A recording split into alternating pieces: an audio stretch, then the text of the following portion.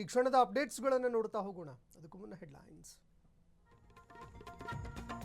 ಕಾವೇರಿದ Koragajja circle dispute, ಕರಾವಳಿಯಲ್ಲಿ ಖಾದರ್ ವಿರುದ್ಧ ಪ್ರತಿಭಟಿಸಿದ್ದಕ್ಕೆ FIR, ಮಂಗಳೂರಿನಲ್ಲೂ ಭಾರಿ ಜನಾಕ್ರೋಶ. ಭವಿಷ್ಯ ನುಡಿದಿದ್ದ ಜ್ಯೋತಿಷಿಗೆ ವಿಜಯ್ ಬಿಗ್ ಶಾಕ್, ಸಿಎಂ ವಿಶೇಷ ಕರ್ತವ್ಯಾಧಿಕಾರಿ ಹುದ್ದೆಯಿಂದ ವಜಾ, ಭಾರಿ ವಿರೋಧದಿಂದ gate pass.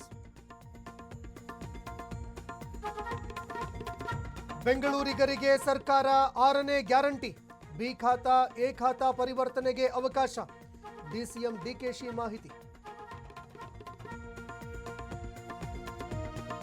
Bagalkot Nagaral PKPS ಕಾಮಕಾಂಡ, ಕಾಮಾನಂದನ ಮೇಲೆ ಯಾಕಿಲ್ಲ ಕ್ರಮ, ಎಸ್ಪಿ ಸಾಹೇಬ್ರೆ ಜೈಲಿಗಟ್ಟಲು ಹಿಂಜರಿಕೆ ಯಾಕೆ?